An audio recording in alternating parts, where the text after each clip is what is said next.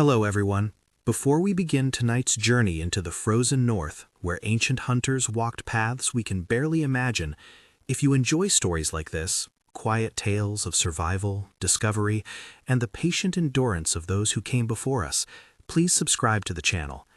These narratives are crafted to help you relax, to transport you to another time and place, and perhaps even guide you gently towards sleep. Now, settle in, dim the lights, and let me take you somewhere very far from here, to a time when the world was younger and colder, and survival meant reading the land like a language only few could speak. As soon as the dawn shone, the ancient hunters saw the hidden entrance. It appeared suddenly, revealed by light striking stone at precisely the angle needed to cast shadow where shadow shouldn't exist. For weeks they had passed this cliff face without noticing.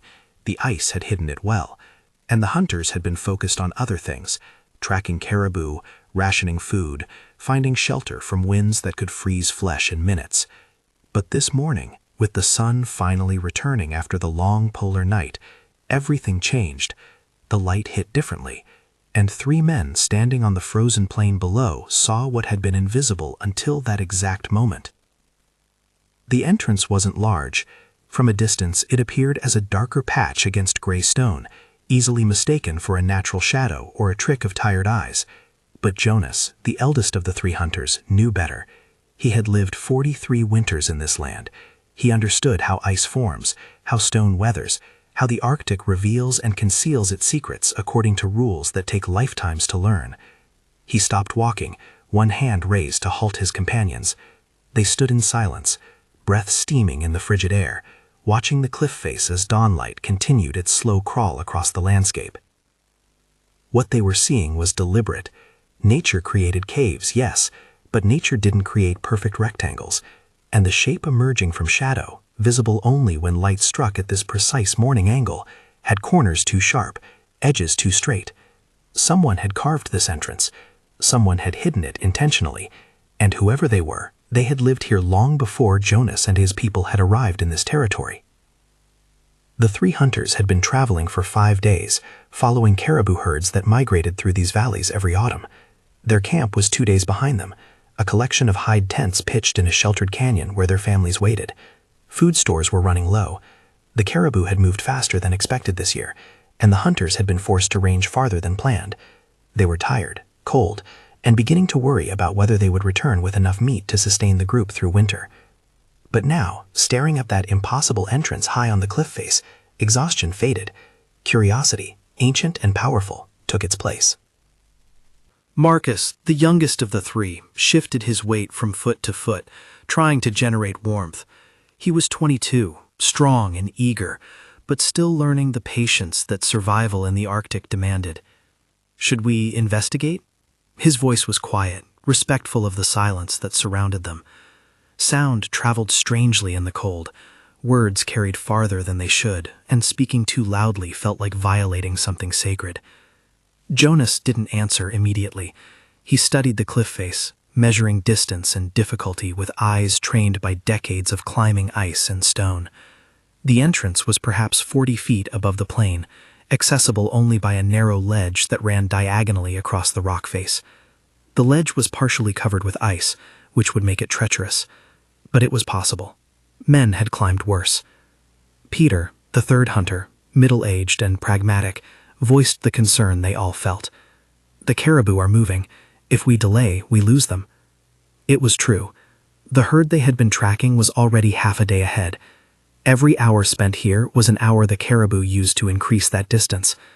And yet, the entrance pulled at them. Discoveries like this were rare. Most of the Arctic felt ancient and untouched, but evidence of those who had come before, the truly ancient peoples, the ones who had walked this land thousands of years ago, was scattered and precious. To find a structure intact, hidden deliberately, was extraordinary. Jonas made his decision. Peter, you continue tracking the caribou. Mark the trail. Marcus and I will investigate this. We'll catch up to you before nightfall. Peter nodded. It was sensible. Splitting up was risky, but not unreasonably so. The weather was stable, visibility was good, and they were experienced enough to navigate independently. Peter adjusted his pack, checked the position of the sun, and set off across the plain, following the faint tracks the caribou had left in yesterday's snow. Jonas and Marcus turned their attention back to the cliff face. They approached slowly, studying the rock and ice, looking for the safest route upward. The stone was dark gray, ancient volcanic rock that had been shaped by glaciers over millennia.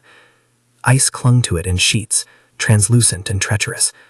But the ledge was visible, a natural fissure in the rock that humans, or someone, had widened and improved, creating a path that could be climbed with care. They secured their packs, checking that nothing would shift or fall during the climb.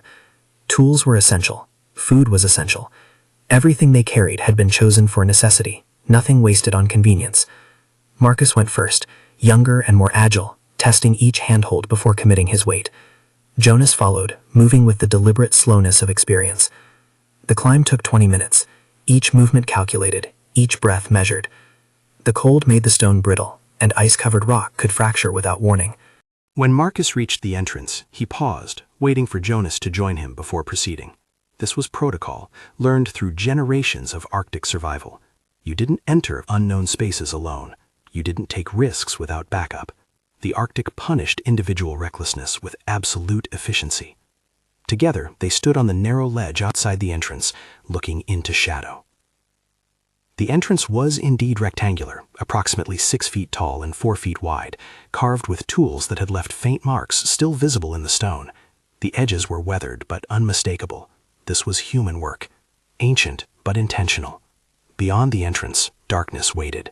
The passage extended into the cliff face, disappearing from view after a few feet. Cold air drifted outward, carrying a scent of stone and age.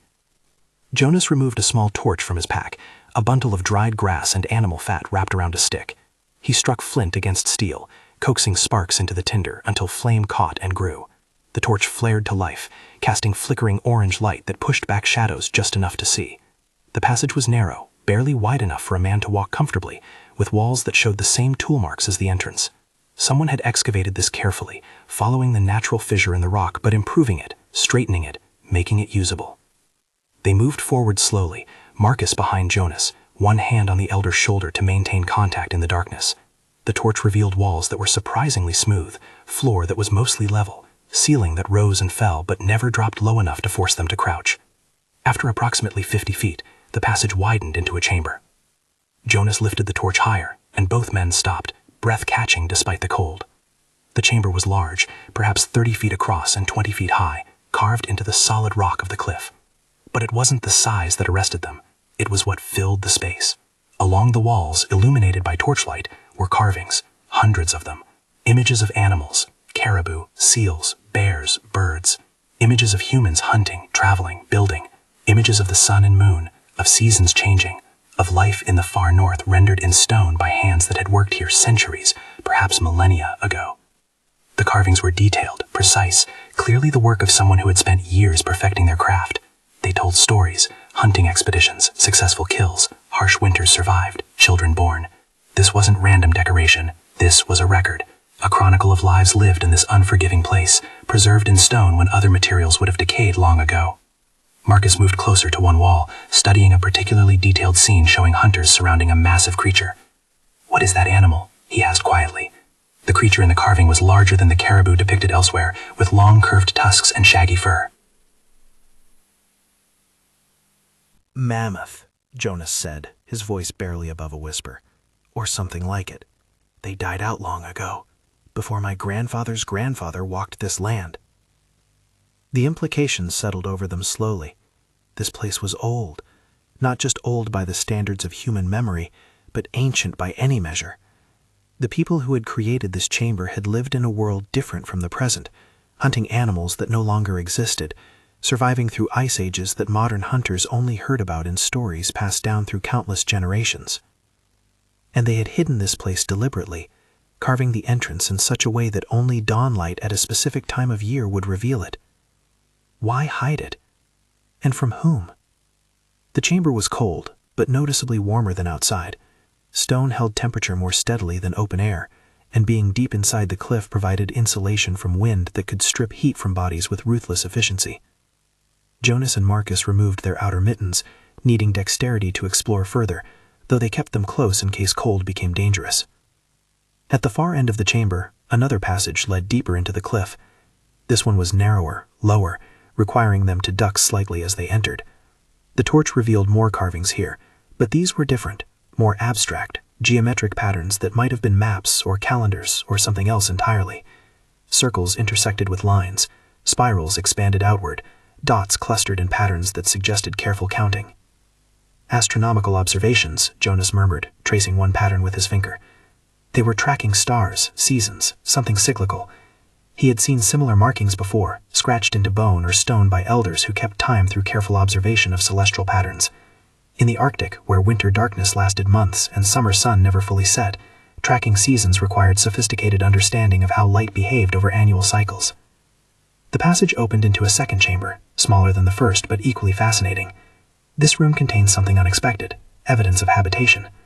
Along one wall, a raised platform of stone had been carved to form a bench or sleeping area. Fire-blackened stone on the floor indicated a hearth, though no fuel remained. Scattered across the floor were fragments of worked bone and stone, tools or ornaments that had survived the millennia while organic materials decayed into nothing. Marcus crouched near the hearth, examining the stones carefully. Someone lived here, not just visited. Lived. Jonas nodded slowly. A refuge, hidden from something. He looked around the chamber, noting how defensible it was. One narrow entrance, stone walls that no weapon could penetrate, location high on a cliff face that would be nearly impossible to assault.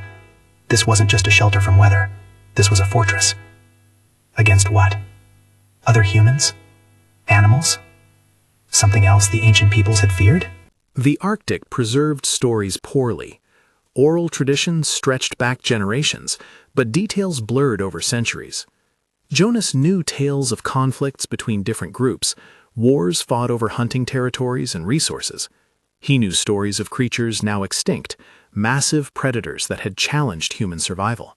But specific details about who had built this place and why they had needed to hide were lost to time. They explored the second chamber thoroughly, Marcus carefully collecting a few of the worked bone fragments, evidence to show others, proof of what they had found. Jonas studied the walls, noting more carvings, more stories told in stone. One image caught his attention, a large group of people traveling together, moving toward what looked like mountains or glaciers, away from something the carver hadn't depicted. Migration under duress, escape. Whatever had happened here, it had been important enough to record, urgent enough to require a hidden refuge. Time behaved differently inside the cliff. Without direct sunlight, without wind to mark passage, minutes blurred together. Jonas estimated they had been exploring for perhaps an hour when Marcus noticed something that made him call out softly. At the back of the second chamber, partially obscured by shadow, was a third opening. Smaller than the others, barely large enough to crawl through, but definitely intentional. They approached cautiously. The opening was low, forcing them to their hands and knees. Jonas handed the torch to Marcus, who held it forward, illuminating a tunnel that extended perhaps 20 feet before opening into yet another space. The tunnel was tight, uncomfortable, and Jonas felt his age as he crawled through it. His joints protested the position, and cold stone pressed through his clothing despite the layers he wore. But the space beyond was worth the discomfort. The third chamber was the smallest yet, barely 10 feet across, but it contained something extraordinary. In the center of the floor, surrounded by a carefully arranged circle of stones, was a cache. Food supplies, preserved by cold and darkness, dried meat so old it had mummified, leather containers that might have held water or oil, pouches made from animal hide containing substances Jonas couldn't immediately identify. Around the cache, carved into the floor itself, were symbols. Warnings, perhaps, or instructions for those who understood the language. Marcus reached toward the cache, but Jonas stopped him with a hand on his shoulder. "Don't touch it. Not yet." His voice was firm, carrying the weight of authority earned through decades of survival.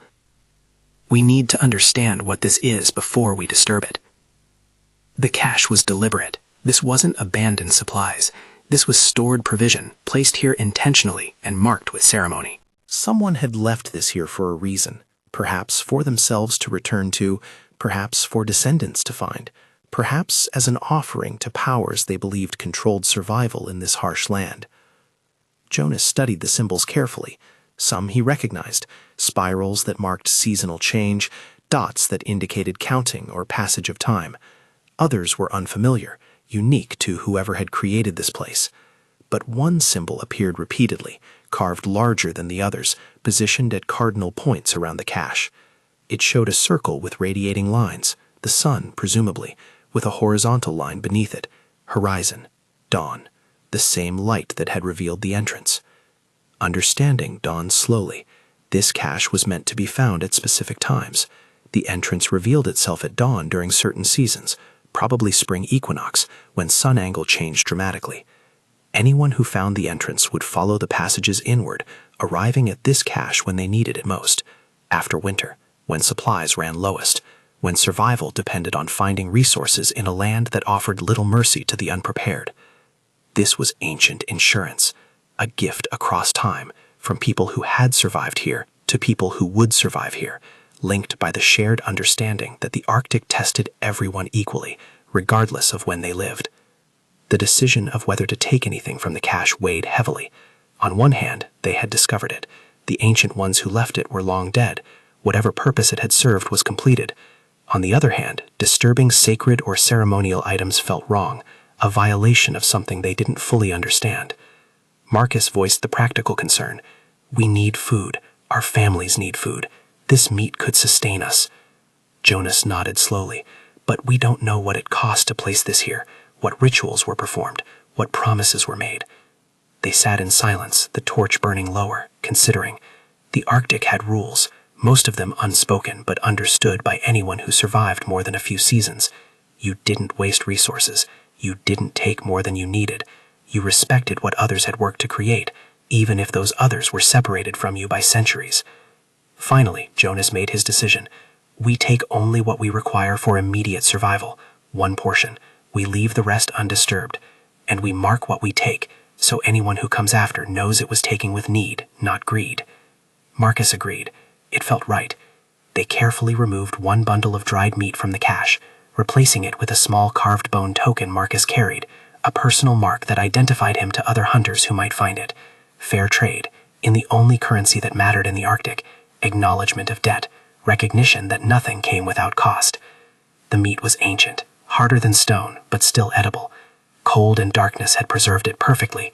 They wrapped it carefully and added it to their packs. As they prepared to leave, Jonas took one final look around the chamber, memorizing details. This place would need to be shared with others. Not location necessarily, but knowledge that it existed, proof that ancient peoples had survived here, using wisdom modern hunters might learn from. They crawled back through the tunnel, retraced their path through the second chamber, paused in the first chamber to study the carvings once more. The torch was burning low now, and they needed to exit before darkness made the descent impossible. As they reached the entrance, Jonas stopped, struck by a realization. The light had changed. Morning had passed into afternoon. The entrance, so clearly visible at dawn, was now just a dark opening in stone, barely noticeable even when standing directly in front of it. By evening, it would disappear completely, hidden again until the next dawn brought light at precisely the right angle. They had found this place because they had been in the right location at the right moment, tired enough to pause, observant enough to notice. Chance and skill combined, as survival in the Arctic always required. The descent took longer than the climb. Afternoon light was less reliable than morning, and the ice on the ledge had softened slightly in the weak warmth of the sun, making it slicker. They moved with extreme care, testing each foothold, supporting each other's weight when necessary. Marcus slipped once, heart lurching, but Jonas caught him before gravity could claim him. They reached the plain floor shaken but safe. Peter's trail was easy to follow. He had marked it well as promised, using the subtle signs hunters employed. Broken twigs positioned deliberately, stones stacked in patterns, snow disturbed in ways that looked natural to untrained eyes, but screamed direction to anyone who knew how to read the land. Jonas and Marcus followed at a steady pace, moving faster now that they were on level ground, and driven by the knowledge that caribou waited ahead. They caught up to Peter as the sun was setting, painting the snow in shades of pink and gold. He had found the caribou herd and was observing from a ridge, counting animals and evaluating which would be best to hunt. The herd was large, perhaps 300 animals, moving slowly through a valley where late-season vegetation poked through snow. This was good fortune. Large herds meant the animals were healthy, well-fed, less desperate. Hunting would be easier. Peter greeted them with a nod, not surprised by their return. Successful exploration? Very, Jonas replied. He would share details later, around a fire when they had time for stories. For now, hunting demanded full attention. They discussed strategy quietly, deciding to take 2 animals if possible, enough meat to justify the days away from camp, not so much that they couldn't transport it. The hunt itself was patient work. They positioned themselves downwind, waiting for the herd to move into optimal position. Caribou were wary, but not impossible to approach if you understood their behavior. They spooked at sudden movement, but tolerated slow, steady approach. They relied on numbers for safety, meaning individuals on the herd's edge were most vulnerable. As darkness fell, the hunters made their move. Marcus and Peter approached from opposite sides, while Jonas waited in a position where panicked animals would naturally flee. The coordination was silent, perfected through years of hunting together. When caribou sensed Peter's presence and began to run, they moved directly toward Jonas, who stood with bow drawn, waiting for clear shot. He took 2 animals cleanly, arrows penetrating vital areas, killing quickly with minimal suffering. This was crucial. Meat from animals that died slowly tasted worse, adrenaline flooding muscle tissue and changing its texture. Quick death was both mercy and practicality. They worked efficiently in the gathering darkness, field dressing the animals, separating usable meat from organs and bones. Some portions would be consumed immediately, liver and heart, rich with nutrients that hunting bodies craved. The rest would be preserved through freezing, packed in snow and carried back to camp on sleds they had left cached nearby. As they worked, Marcus finally asked the question that had been building since they left the cliff. "Will you tell the others? About the chamber?" Jonas considered carefully. Information in the Arctic was valuable but dangerous. Knowing about a hidden refuge could save lives during an emergency, but too many people knowing a secret meant it ceased being secret, and there was something about the chamber that felt private, sacred, meant for those who discovered it naturally, not those who sought it deliberately. "I'll tell the elders," he decided. "They can determine what wisdom should be shared and what should remain hidden, but we won't reveal the location, not directly. Those who need to find it will find it, the same way we did." It was a compromise between sharing knowledge and protecting something precious. The chamber had waited centuries to be found. It could wait longer if necessary. They camped that night in the same sheltered spot Peter had used while tracking the herd, a small depression in the ground where snow had drifted into natural walls that blocked wind. They built a fire, precious fuel consumed carefully, wood carried from the last forested area they had passed days ago, and cooked portions of the fresh kill. Liver sizzled on flat stones, heart roasted on sticks, fat melted into liquid gold that they mixed with dried berries to create pemmican. The meat was rich, almost overwhelming after days of ration supplies. Their bodies responded immediately, energy flooding muscles that had been running on depleted reserves. This was the cycle of Arctic survival, periods of scarcity followed by abundance, feast and famine in constant rotation. The key was maximizing abundance when it appeared and enduring scarcity with minimal waste. As they ate, Jonas told them about the chamber in detail, describing the carvings, the cache, the evidence of ancient habitation. Peter listened with the deep attention of someone who understood the significance of what was being described. Marcus contributed his observations, mentioning details Jonas had overlooked. Together, they built a complete picture of what they had found. "The mammoth carvings," Peter said thoughtfully. "My grandfather spoke of them, stories passed down from his grandfather. Animals so large it took entire communities to hunt one. They provided food for months, hides for shelter, bones for tools. When they disappeared, our ancestors had to adapt, had to learn to survive on smaller game, to be more mobile, more efficient." Jonas nodded. The chamber shows that adaptation. The carvings tell that story. People who had lived one way learning to live another way, recording the transition so future generations would know what had been lost and what had been gained. It was a common theme in the Arctic, adaptation. The environment didn't forgive rigidity. Those who survived were those who changed when change was necessary, who learned from failure, who built on success. The chamber was physical evidence of that principle, carved into stone by people who had faced challenges modern hunters could barely imagine.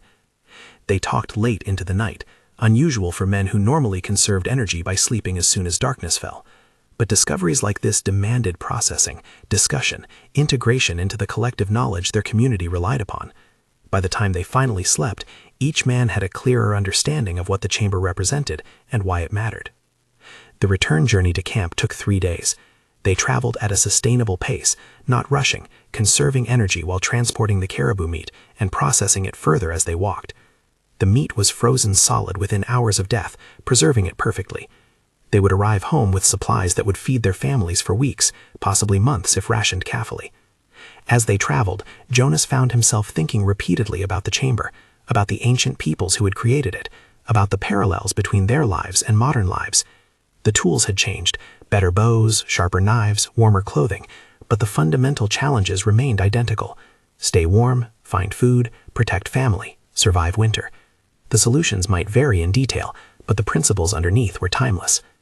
On the third day, they saw smoke on the horizon, their camp, visible hours before they reached it. Children spotted them first, as children always did, their sharp eyes and endless energy making them effective sentries. The children ran ahead, announcing the hunter's return, spreading word through the camp that food had been secured. The greeting was warm, but controlled.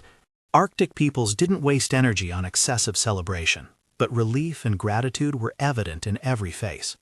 Jonas's wife Anna embraced him briefly, efficiently checking for injuries with hands that knew his body well after 20 years together. His children, 2 daughters, 1 son, waited their turn, patient but clearly eager to hear stories of the hunt. The meat was distributed according to need. Families with young children received larger portions. Elders received the richest cuts, nutritious fat that their aging bodies required. Hunters who had remained in camp maintaining shelters and processing earlier kills received fair shares. Nothing was wasted. Bones would be boiled for marrow, hides would be scraped and tanned, sinew would be dried for thread. Every part of the animal would serve a purpose. That evening, the camp gathered around a central fire. This was when stories were told, knowledge was shared, and community bonds were reinforced. Jonas stood before the group, aware that what he said next would become part of their collective understanding, woven into the stories they told themselves and their children. He described the hidden entrance, the dawn light that revealed it, the chambers within. He described the carvings, the evidence of ancient habitation, the cache that had been left behind. He spoke carefully, choosing words that conveyed significance without revealing exact location. Some knowledge needed to be protected, available only to those who earned it through skill and circumstance. The elders listened with particular intensity. These were the keepers of long memory, the ones who connected present to past through stories passed down across generations. When Jonas finished speaking, the eldest among them, a woman named Margaret who had lived 72 winters, asked the crucial question, "Did you take anything from the cache?" Jonas answered honestly, "1 bundle with meat. We left tribute, Marcus's carved token. We took only what we needed, and we marked our actions so others would know we understood the debt." Margaret nodded slowly. "You did well. The ancient ones left those supplies for future survivors. You are future survivors. The debt is acknowledged, the gift is received with proper respect. The balance holds." It was approval, given in the language of Arctic pragmatism. Nothing more needed to be said. Life in the camp continued with the rhythm that had sustained their people for countless generations. The caribou meat allowed for a period of relative abundance. Work shifted from desperate hunting to careful preparation for deeper winter. Hides were processed, tools were repaired. Children were taught essential skills, how to chip stone blades, how to separate sinew fibers, how to recognize edible plants hidden beneath snow. Jonas found himself returning mentally to the chamber repeatedly over the following weeks. He sketched the carvings from memory on pieces of bark, trying to preserve details before they faded. He discussed them with the elders, comparing what he had seen with stories and images they knew from other sources. Slowly, a fuller picture emerged. The ancient peoples who built the chamber had been part of a larger migration, moving ahead of climate change that made their original territory uninhabitable. They had faced conflicts with groups already occupying the lands they needed, forcing some to hide in places like the cliff chamber. Over generations, they had either integrated with existing populations or died out, their specific culture dissolving into the broader mix of Arctic peoples. But they had left records, chambers like the one Jonas found, carvings scattered across the territory, stories embedded in stone that spoke of resilience, adaptation, and the fundamental human drive to survive against impossible odds. Margaret shared a story Jonas hadn't heard before, one preserved only among the eldest keepers of knowledge. "Long ago," she began, voice soft but carrying clearly in the quiet of the winter shelter, "there was a time when cold came suddenly. Not the cold we know now, slow and seasonal. This was different, killing cold, arriving without warning, freezing entire herds where they stood. Many people died. Those who survived did so by learning quickly, adapting faster than seemed possible." She paused, letting the silence emphasize her next words. The chamber you found was built during that time, a refuge against cold that could kill in moments. Those who created it understood something we sometimes forget. Survival isn't about strength. It's about preparation, observation, and the willingness to hide when fighting would mean death.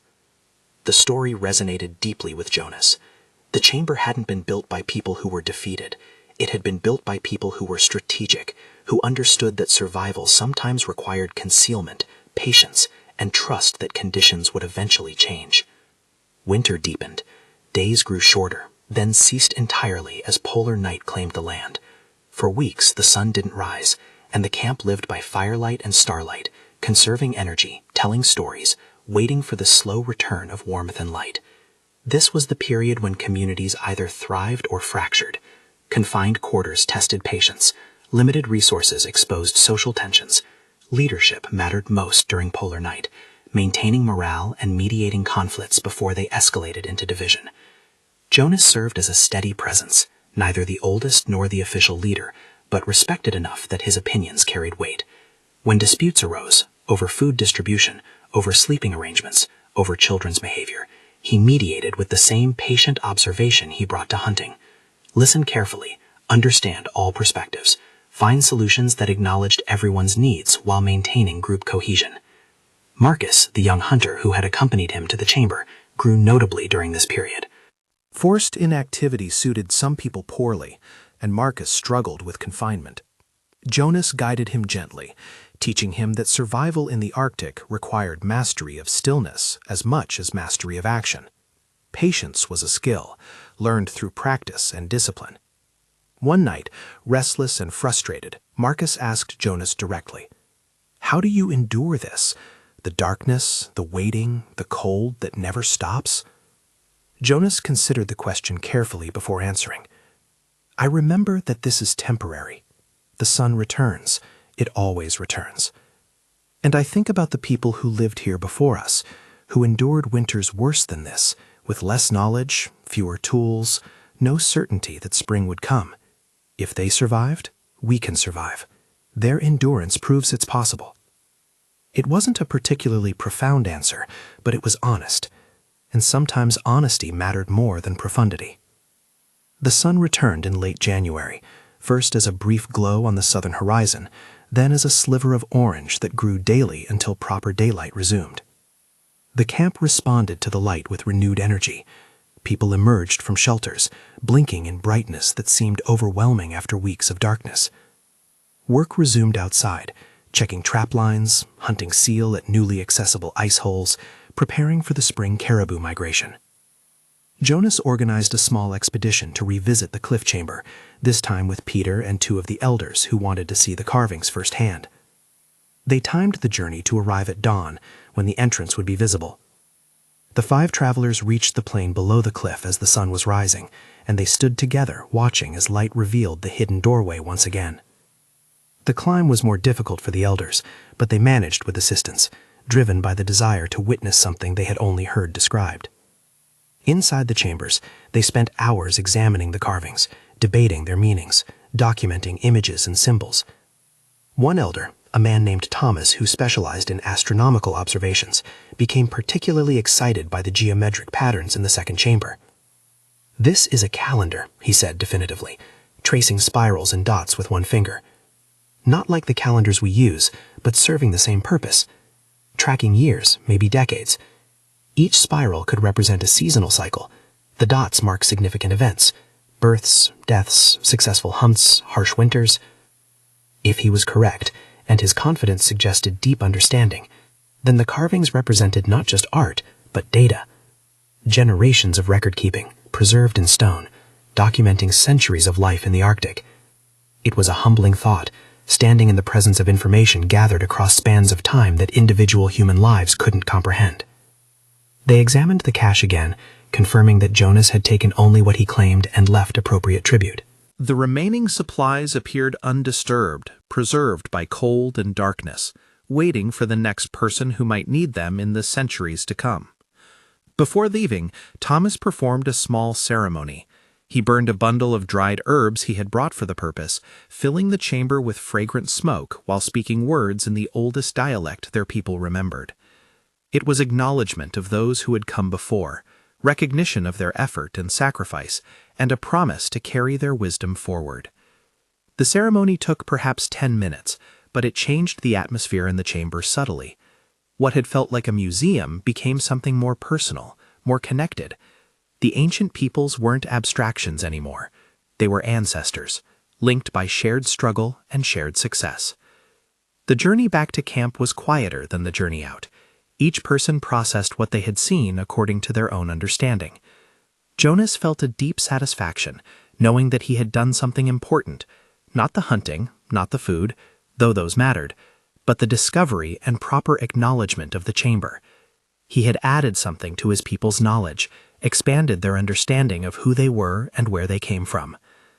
Spring arrived gradually. Snow melted in small patches, revealing frozen ground beneath. Rivers broke free of ice with sounds like thunder. Birds returned from southern territories, filling the air with calls that signaled warmth and renewal. The camp prepared for the annual caribou migration, the massive movement of animals that would provide most of the year's meat supply. Jonas led a hunting party that included Marcus and several others who had learned from the previous year's success. They positioned themselves along routes the caribou traditionally followed, reading signs in the landscape, worn paths, favored vegetation, water sources that predicted where herds would appear. The hunting was successful. The community gathered enough meat to ensure comfortable survival through the next winter, with surplus to trade with other groups they encountered during summer travels. Hides were abundant. Children had new boots and warm clothing. Elders received extra rations that kept them healthy and contributing to the group's collective knowledge. It was during this period of relative prosperity that Margaret, the eldest keeper of knowledge, asked Jonas to walk with her. They moved slowly through the camp, her age-stiffened joints limiting her pace, his patience matching her speed. When they were far enough from others to speak privately, she stopped and looked at him directly. "The chamber is important," she said without preamble. "More important than I initially thought. Thomas showed me his analysis of the calendar carvings. If he's correct, the chamber documents a span of approximately 500 years. 500 years of continuous observation, generation after generation adding their knowledge." Jonas absorbed this. 500 years, 20 generations, perhaps more, an unbroken chain of survival and record-keeping. Margaret continued, "We need to add to it, our generation's contribution, so that 500 years from now, people like you will find not just the ancient records, but our records as well. The chain must continue." It made sense. The chamber wasn't finished. It was ongoing, and they had the responsibility, perhaps even the obligation, to continue what had been started. Over the following weeks, Jonas returned to the chamber multiple times, sometimes alone, sometimes with others who had specific knowledge to contribute. They brought tools, stone chisels, hammers, patience. They added new carvings to spaces left empty on the walls, images of their lives, their hunts, their community. They documented the present so the future would know they had existed. The work was slow. Stone resisted carving. Each line had to be struck repeatedly, carefully, to achieve the depth and clarity needed to last centuries. But the labor felt meaningful in ways that hunting, while necessary, sometimes didn't. This was creation, legacy, a message sent across time to people who didn't yet exist. Marcus took to the work with particular enthusiasm. His young hands were strong, and he had a natural artistic sense that produced carvings of surprising beauty. He documented a successful caribou hunt with detail that captured both the action and the aftermath, animals running, hunters coordinating, meat being processed, families being fed. It was a story told in stone, clear enough that anyone viewing it centuries later would understand exactly what had happened. Summer brought longer days, warmer temperatures, and increased social contact with other groups.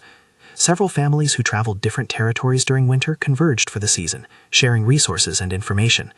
These gatherings were crucial for Arctic survival. They allowed for trade, for marriages between groups that prevented dangerous inbreeding, and for the exchange of knowledge about changing conditions across the territory. During one such gathering, Jonas met a man named William who came from a community 3 days' travel to the east. William was a hunter and carver, similar to Jonas in age and experience. They found easy companionship, trading stories about successful hunts and difficult winters. Eventually, conversation turned to ancient sites and artifacts. "We have stories," William said, "about hidden places, chambers in cliffs, carvings in caves, supplies cached by the old ones. But I've never seen one myself, only heard the stories." Jonas described his discovery carefully, still not revealing precise location, but sharing enough detail that William understood the significance. William listened intently, then shared something Jonas hadn't expected. "We found something similar," William said. "Not a chamber, but a marker." A stone standing alone on a plain, covered with carvings. It showed a path, directions, distances, landmarks. We followed it. 3 days of travel, moving through territory we'd never explored. At the end, we found a valley. Sheltered, protected, with resources we didn't know existed. Fresh water year-round, vegetation that attracted game, caves suitable for habitation. It was like the old ones were guiding us, showing us how to survive. The two men sat in silence, processing the implications. The ancient peoples hadn't just survived. They had planned for those who would come after. They had left guideposts, resources, knowledge embedded in the landscape for future generations to find. The chamber Jonas discovered was part of a larger network, a system of survival infrastructure built across centuries. "We should map them," Jonas said slowly. "Document the locations we know about, the connections between them. Not to exploit them, but to understand the system, to learn what the old ones knew about this land." William agreed immediately. "And add to them, continue the work. Leave our own markers, our own caches, so our grandchildren's grandchildren will have the same advantages we're discovering." It was an ambitious project, something that would take years, perhaps decades. But time was something Arctic peoples understood differently than those who lived in warmer, faster-moving environments. Urgency was reserved for immediate survival. Everything else could unfold at the pace that ensured quality and permanence. They spent the rest of the gathering working on initial plans, sketching rough maps in snow that would melt, memorizing details that would be properly recorded later. Other hunters joined the discussion, contributing knowledge about sites they had found, stories they had heard, theories about how the ancient network functioned. By the time the gathering dispersed and different groups returned to their respective territories, a framework existed. Not complete, not detailed, but sufficient to begin the work of properly documenting and expanding the ancient system. Jonas returned to his own camp energized by new purpose. Survival was no longer just about the immediate, hunting today's caribou, enduring this winter. It was about building something lasting, creating infrastructure that would serve generations he would never meet. It was humbling and empowering in equal measure. The remainder of that year was spent in careful work. Jonas and several others, Marcus especially, dedicated themselves to documenting the chamber fully, creating records that could be shared with distant communities. They carved additional images, added to the calendar, contributed their generation's knowledge to the accumulated wisdom of centuries. Thomas, the elder who had analyzed the calendar carvings, worked tirelessly to decode other symbols. He discovered patterns Jonas had missed, correlations between certain marks and significant astronomical events, predictions about weather cycles, warnings about years when resources would be scarce. The ancient peoples had been sophisticated observers, tracking patterns over decades and recording what they learned for future reference. "This symbol here," Thomas said one day, pointing to a recurring mark in the calendar, "it appears every 11th year. I think it indicates difficult winters, years when cold persists longer, when game is scarce, when survival requires extra preparation.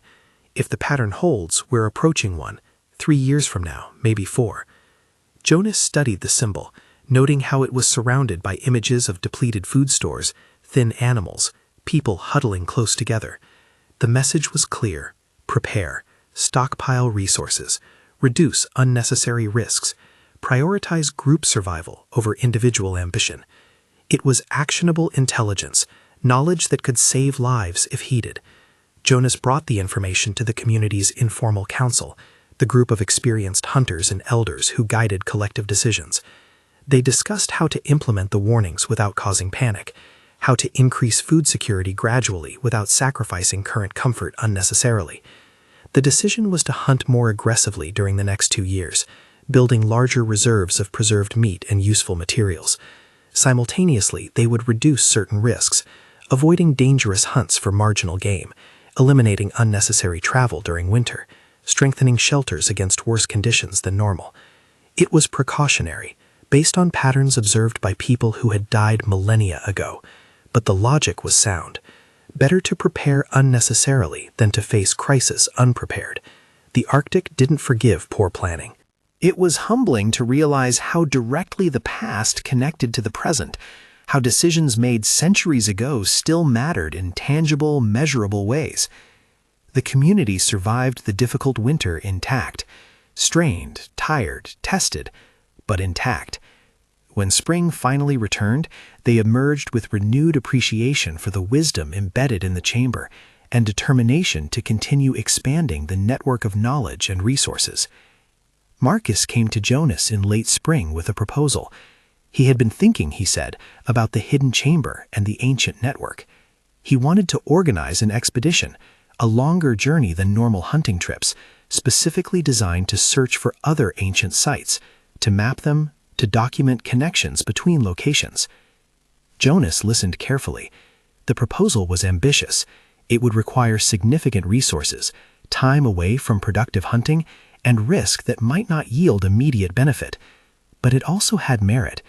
Expanding knowledge about the ancient network could benefit not just their community, but all Arctic peoples who relied on the interconnected system of survival infrastructure. They discussed logistics. A party of 5 would travel during summer, when conditions were most forgiving and food most abundant. They would move systematically through territory, searching for signs of ancient habitation, unusual rock formations, cliff faces with potential chambers, areas where geography suggested habitation. They would document findings, take careful records, and return before winter made travel dangerous. The community council approved the expedition. Jonas would lead given his experience and connection to the chamber. Marcus would participate, contributing energy and artistic skill. Peter would join, providing practical hunting expertise. 2 younger hunters, Sarah and John, both eager to prove themselves, would complete the party. They departed in early June, when daylight lasted nearly 24 hours, and snow had melted enough to reveal the actual landscape. Travel was easier than during other seasons, though each carried heavy packs of supplies: food, tools, shelter materials, water containers. The first week yielded no discoveries. They moved through familiar territory, seeing places they knew intimately from years of hunting. But in the second week, they entered less familiar ground, a series of narrow valleys between glaciers that their people rarely visited because game was scarce. In one such valley, Sarah noticed something unusual, a boulder field that looked natural at first glance, but upon closer examination showed signs of deliberate arrangement. Stones had been stacked in patterns too regular to be random. The party spread out, searching methodically, and discovered something extraordinary. Beneath one stack of stones, a small opening descended into the ground. Natural formation, but clearly modified, widened, stabilized, made accessible.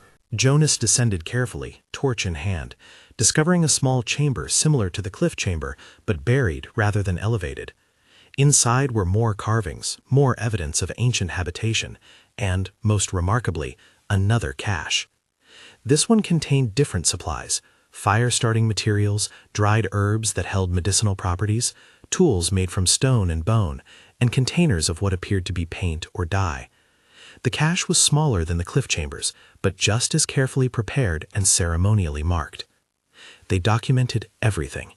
Marcus sketched the carvings. Sarah described the chamber's dimensions and orientation. Peter examined the tools, noting their construction and potential uses.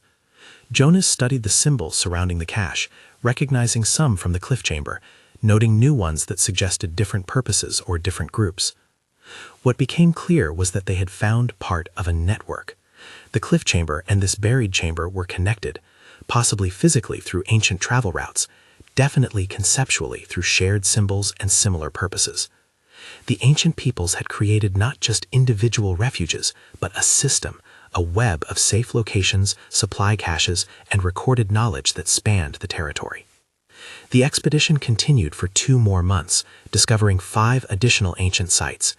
Each was different, some in caves, some in cliff faces, one beneath a frozen waterfall that only became accessible during brief summer thaw. Each contained carvings, supplies, evidence of careful planning by people who understood that survival required infrastructure beyond simple daily subsistence. By the time they returned to camp in late August, they had compiled detailed records of a network that stretched across hundreds of miles. The information was extraordinary, not complete, certainly, but enough to fundamentally change how they understood their relationship to the land and to those who had walked it before them. The community received them with celebration tempered by exhaustion. The travelers were thin, weathered by constant movement and minimal rest, but they carried knowledge that had been lost, now recovered and ready to be integrated into collective understanding. Jonas spent the following weeks working with Thomas and Margaret to analyze the findings, to map connections, to decode symbols that appeared across multiple sites. Patterns emerged. The ancient network had been designed with sophisticated understanding of Arctic geography and seasonal changes. Sites were positioned at intervals that represented manageable travel distances. Caches were stocked with items useful at specific times of year. Carvings contained navigational information that pointed toward other sites. It was a guidebook carved in stone, left by people who wanted their descendants to survive. And the travelers, Jonas and his companions, had begun the work of updating that guidebook, adding contemporary information, ensuring the network remained viable for future generations. Margaret spoke at a community gathering where the findings were formally presented. What you have recovered is more than information about the past. It is a gift to the future. By documenting these sites, by adding our knowledge to ancient knowledge, you ensure that our grandchildren will have resources we can barely imagine needing, but which they may desperately require. It was acknowledgement not just of the expedition's success, but of its broader significance. This wasn't archaeology for its own sake. This was practical infrastructure maintenance, tending a network that had saved lives in the past and would save lives in the future. Marcus, who had proposed the expedition, received particular recognition. His carvings, added to multiple ancient sites, were beautiful and clear. His documentation had been meticulous. He had grown from an eager young hunter into something more, a keeper of knowledge, a bridge between past and future. As autumn approached and the community prepared for another winter, Jonas felt a deep satisfaction. He had accomplished something rare, not just survival, which was mandatory, but contribution to collective human success in an environment that seemed designed to prevent it. The chamber he had discovered had opened doors, literal and metaphorical, revealing depths of ancient wisdom that would serve his people for generations. The years that followed fell into productive rhythm. Jonas continued hunting, teaching younger generations, contributing to the community's daily survival. But his primary focus shifted to what he now called network maintenance, regular visits to ancient sites, documentation of new discoveries, and training others to continue the work after he was gone. Marcus became his primary assistant, then colleague, then eventual successor. The young man had a gift for the work, combining artistic skill with practical understanding of Arctic survival. Together, they trained a dozen others, young hunters and keen observers who would carry knowledge forward. The network grew as more sites were discovered and properly documented. Communities that had heard about Jonas's work began searching their own territories, finding ancient chambers and caches that had been hidden or forgotten. Information was shared during summer gatherings, creating a comprehensive map of resources available across the Arctic. The difficult winter that Thomas had predicted came and passed, made manageable by preparation. Another came a decade later, equally severe but equally survivable because communities had learned to read the ancient warnings and plan accordingly. The network proved itself repeatedly, not through dramatic rescue, but through steady, reliable provision of resources and knowledge exactly when needed. Jonas aged. His hair grayed, then whitened. His joints stiffened with accumulated injuries from decades of Arctic living. His eyes remained sharp, but his body acknowledged time's passage. He transitioned gradually from active hunter to elder, from participant to advisor, from worker to teacher. It was a natural progression, accepted without resistance.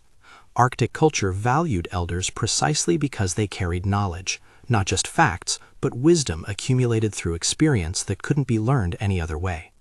Jonas became what Margaret had been, a keeper of long memory, connecting past to present through stories and careful documentation. Marcus fully assumed Jonas's role, leading expeditions, training newcomers, expanding the network with the same patient dedication Jonas had modeled. Under his leadership, the work continued and grew. New sites were found, old sites were maintained. The system remained viable, adapting to changing conditions while preserving core principles. Jonas watched with satisfaction. His discovery, decades ago, of the hidden entrance revealed by dawnlight had blossomed into something larger than he could have imagined, a revival of ancient practice, modernized and expanded, serving current and future generations. One spring, when Jonas was in his 67th year, he returned to the original chamber. Marcus accompanied him, providing support for the climb that was now difficult for Jonas's aged body. They ascended slowly, resting frequently, finally reaching the entrance as dawnlight revealed it once again. Inside, the chamber felt familiar and welcoming. The carvings Jonas had made decades ago were still crisp and clear. Others had been added: Marcus's work, contributions from visitors, a growing record of life in the Arctic that now spanned not 500 years, but nearly 600. Jonas traced his original carvings with gentle fingers, remembering the effort required to create them, the purpose that had driven him. He had added to human knowledge, had built something lasting, had honored those who came before while serving those who would come after. It was a life well lived by any measure, but especially by Arctic standards, where most days focused simply on immediate survival. "The work continues," Marcus said quietly. "Others are training. The network expands. What you started will outlive us all." Jonas nodded, satisfied. This had been his contribution, not the biggest, not the most dramatic, but real and valuable. He had found a hidden entrance revealed by dawnlight, and that discovery had opened paths that would guide travelers for centuries. Jonas died peacefully in his sleep during his 71st winter. His body was prepared according to tradition and placed in a location he had selected years earlier, a high ridge with views across the territory he had walked throughout his life. Stones were stacked to protect him from scavengers, and a marker was carved with symbols that told his story. Marcus spoke at the ceremony, words careful and measured. Jonas taught us that survival requires more than strength or skill. It requires humility, acknowledgement that others came before us and walked paths we're still following. He showed us how to honor the past while building the future. The network we maintain today exists because he recognized the value of what ancient peoples left behind and had the wisdom to continue their work. The community mourned appropriately, then moved forward. Arctic culture didn't dwell on death. Life was too fragile, time too precious to spend extended periods looking backward. Jonas was remembered, his contributions acknowledged, and then people returned to the business of survival. But his legacy lived in tangible ways. The network of ancient sites, now expanded and properly documented, continued serving travelers across the Arctic. Difficult winters were survived because ancient calendars warned of their approach. Hunters found resources in unexpected places because caches had been maintained and expanded. Knowledge was preserved because carvings told stories that written words might have lost. Marcus lived another 30 years, eventually training his own successor, Sarah, who had accompanied the original expedition. She led for 2 decades before passing responsibility to the next generation.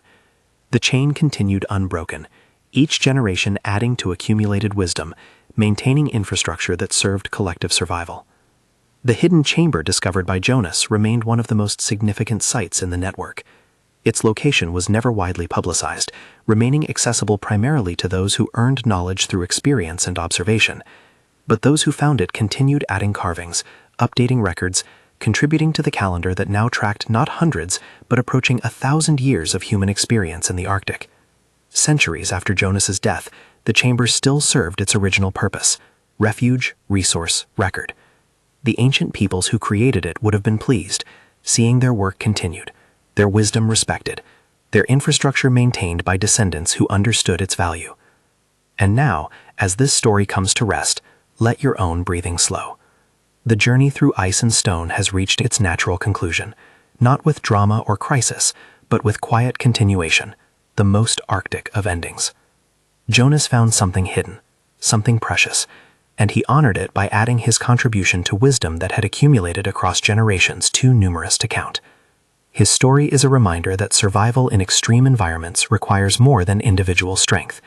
It requires humility to learn from the past, wisdom to plan for the future, and generosity to share knowledge with those who will walk paths after you're gone. The Arctic taught Jonas these lessons, and he taught them to others, creating a chain of understanding that served his people well. As you settle deeper into rest, consider how this applies beyond frozen lands.